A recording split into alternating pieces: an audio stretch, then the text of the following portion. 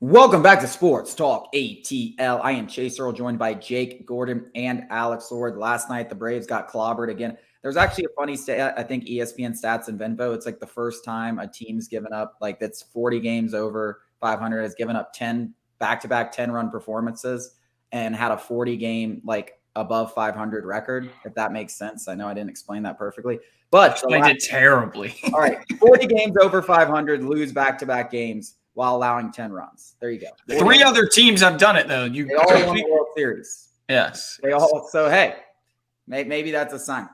But let's talk about Strider. Listen, I think that pretty much ends his NL Cy Young bit. I thought it was a wide open race. Strider does lead the league in wins, whip, FIP, all that stuff. But listen, a 3.83 ERA, that's going to be tough to overcome. He's going to have to basically, Jake, he's going to have to throw a no-hitter, yeah. Yeah, I mean, he's going to have to throw a no-hitter and like throw 3 straight shutouts to even get back in the conversation. So I think that pretty much ends it. But I want to ask you guys, why do you think it is this guy on 4 out of every 5 nights or 3 out of every 4 nights looks like the most dominant pitcher to ever walk the face of the earth?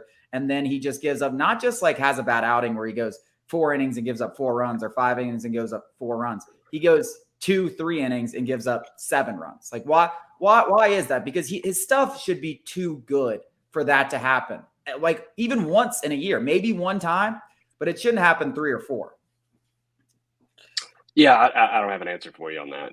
I really don't. I don't know if it's like I said. Somebody pointed it out. Is the timing? He just looked like there was something mechanically going on. He was spiking pitches. He was just throwing stuff way outside, and we've seen that happen with somebody like Charlie Morton, but definitely not as frequent.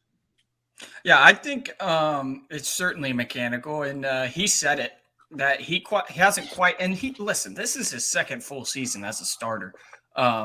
He's a baby, he's green around the gills. The guy has not experienced too many failures, and he hasn't quite learned how to pitch around those failures. He said at postgame that when he doesn't have his best stuff, he hasn't quite figured out how to get guys out. And maybe that changeup, a third offering could help. The mechanics thing he mentioned, somebody else mentioned, I saw that he was spiking pitches, which is generally when he's spiking pitches is when he's giving up those 4, 5, 6 run innings. But I feel like, I don't know, this could be recency bias. Correct me if I'm wrong. I feel like these weren't happening last season. Or at least they weren't happening to this extreme. Yeah, I mean, I don't think they happened often last season. Listen, I'm going to piggyback off you, Alex, because I think that's 100% the reason. I think a lot of people have to understand that this guy is a second-year pitcher. The maturity is not all the way there. Yes, he's mature in his mechanics and the way he approaches the game and stuff like that. But the in-game maturity to get out of these situations, stop thinking. I mean, it's hard for a pitcher when you're as dominant as Spencer Strider. You don't want to give up a run. You don't want to give up a run, let alone 2, 3, 4. So I think a lot of it is trying to be a little bit too perfect when he gets in these situations where, I got a runner on second and third and nobody out.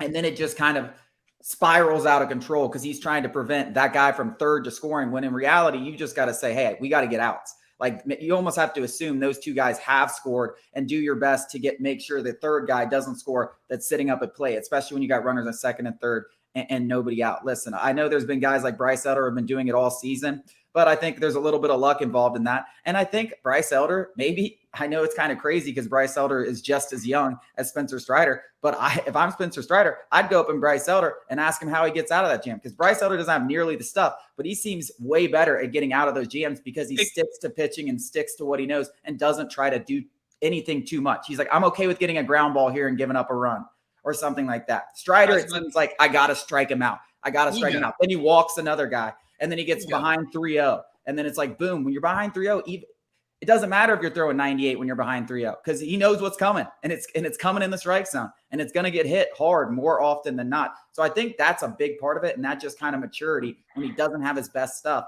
that he's got to just, take your medicine a bit. We know you're amazing, but you got to give us 5 innings here. And if he does that, he goes from really, really good, which it is right now, to perennial Cy Young candidate winner too.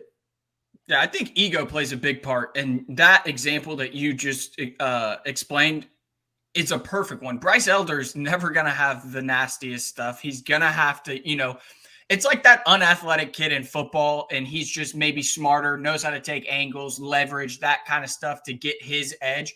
where Spencer Strider's the fastest, biggest kid on the football field. And so when things don't go his way, he doesn't know what to fall back on. Whereas a Bryce Elder guy, he knows the angles, the shortcuts, things like that. And I think ego plays a big part in that. And I'm not saying that Spencer Strider has this huge ego, but he's got a little bit of one. When you throw that fast and you record, he's been setting unprecedented marks with strikeouts. When you kind of start buying that, eating that cheese a little bit and listening to people tell you how great you are. So maybe he, does need to go to a Charlie Morton, to a Max Fried, and ask them, what's the next step for me to become that consistent ace? Yeah, I think the ego thing. I think the ego thing's right. I mean, I hate to be like, yeah, but it's just like that. Like when you're a young pitcher, even like when you're in high school and stuff like that, I think that's something that like you kind of like, it's hard to get over. You never want to give up with those runs. And it just seems like Strider, that happens to him sometime where like, he just never, ever wants to give up a single run. And it just like, buddy, it's going to happen. You're going to give up some runs. You got to find a way to eat some innings, go 5-6 innings. I mean, think how many times Max Fried over the course of his career, like, oh, he's had a couple bad innings at the beginning, but then he gives you a 3 or 4 solid. And it's just like, 6 innings, especially with this lineup, dude, go out and give me 5 innings, 5 runs. Like this, look what happened yesterday. Like we almost came back and won. If Strider had done a better job at keeping us the game, giving some length, not having to go to Heller and Darius Vines and stuff like, and Dylan Lee, Braves probably won that game. And that's that's a great point. Max Fried, the intestinal fortitude, the mental toughness, and that guy is unparalleled as far as pitchers I've seen. And Spencer Strider, I'm not trying to bag on the guy, but I'm just pointing out what I'm seeing, that he might not have that mental fortitude, that when they don't go his way, he just kind of shuts down and kind of just, starts trying to claw at the surface instead of settling down. Whereas Max Fried, puts his head down. It doesn't matter. And he's going to get out. And that's the biggest thing is we have a historically great lineup. We don't need you to go out there and throw 7 scoreless. If we can't score more than a few runs, we've got bigger problems. And we are going to score more than a few runs. So, yeah, I think ego, maybe a little bit of mental toughness and things like that are the next steps for Spencer Strider to just become, the cream of the crop. Yep. Yeah, maturity. Once the maturity comes around, I think you're going to see this guy rack up Cy Youngs. Like you've seen few Braves pitchers, like we've seen few. But I mean, I think there's several in his things, and then, like that's the thing. He's only in his second year. He's like 24, 25. Like that stuff's going to come. Coming up after the break, we're going to talk about 2 of the Braves' top prospects. They just threw some gems on the farm and some other names to keep an eye on.